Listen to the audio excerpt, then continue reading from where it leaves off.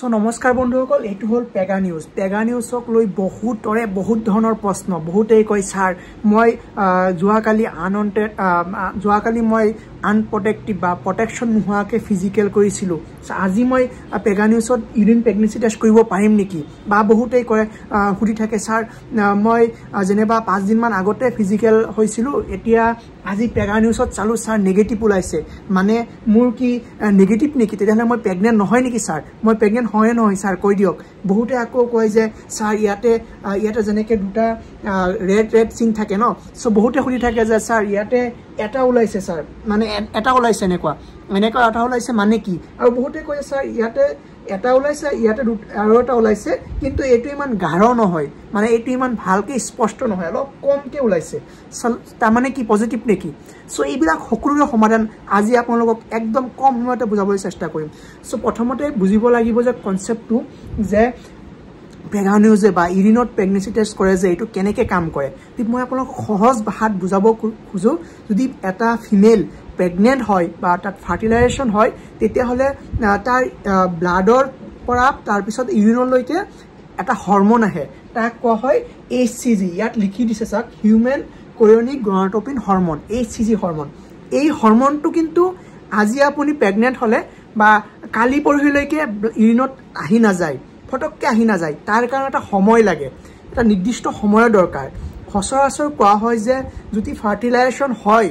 বা প্ৰেগনেন্ট হয় তেতিয়াহলে তাৰ পৰা যিদিনাখন কনসেপশন হ'ব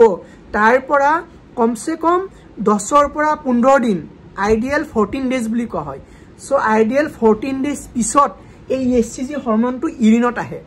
যেতিয়া ইউৰিনত আহিব তেতিয়া আমি পৰীক্ষা কৰিব পাৰিম সো আজি যদি মই সাপোজ কোনো ধৰণৰ কন্ট্ৰাসেপশন নোহোৱাকে মই ফিজিক্যাল কৰিলো সো হাকাইলৈ মই পৰীক্ষা কৰিব নোৱাৰিম মই পৰীক্ষাটো কৰিবৰ কাৰণে চেষ্টা ওয়েট কৰিব লাগিব কমসে কম 14 ৰ পৰা 15 দিন মানে এইটো কনসেপ্ট ক্লিয়াৰ হল যে ইউপিটি পেগা নিউজত আমি প্ৰেগনেন্সি টেষ্ট কৰিবৰ কাৰণে কমসে কম 15 দিন মান ওয়েট কৰিব লাগিব 15 দিন পিছতহে মই ইউৰিন প্ৰেগনেন্সি টেষ্ট কৰিব পাৰিম তাৰ পিছত কয় যে স্যাৰ ইয়াতে এটা ডাক ওলাইছে কিন্তু এটা ডাক এটাকে ওলাইছে মানে কি এটা ডাক ওলালে এটো নেগেটিভ বুলি কোৱা হয় মানে হোৱা নাই আপোনাৰ আৰু কোৱা হয় যে স্যাৰ এটা দুইটা ডাক ওলাইছে কিন্তু এটা ইমান স্পষ্ট নহয় সো কোৱা হয় যে এটা স্পষ্ট নহলেও কিন্তু প্ৰেগনেন্ট হয় কাৰণ হৈছে যে আপুনি ইউৰিনটো হয়তো ডিউতে কিবা প্ৰবলেম কৰিছে আইডিয়ালি কোৱা হয় যে মৰ্নিংৰ যেটো বয়ডিং ইউৰিন আছে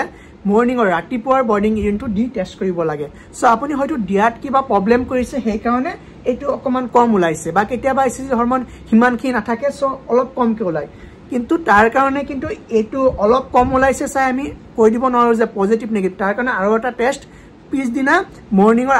মৰ্নিংৰ বয়ডিং ইউৰিনটো দি পৰীক্ষা কৰিব লাগে সো তাৰ পিছত কয় যে আপোনাৰ যে স্যাৰ এটো পেগা নিউজটো আমি কোড পাম কিবা হেৰি লাগিব সো আপোনালোকে ওভাৰ দা কাউন্টাৰ হয় এটো যিকোনো ধৰণৰ ফাৰ্মাসীৰ পৰা লৈ ল'ব পাৰে আৰু মনত ৰাখিব যে এটো কেৱল মাত্ৰ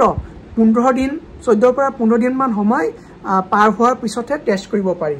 আৰু মৰ্নিংৰ বয়ডিং ইউৰিনটো ব্যৱহাৰ কৰা উচিত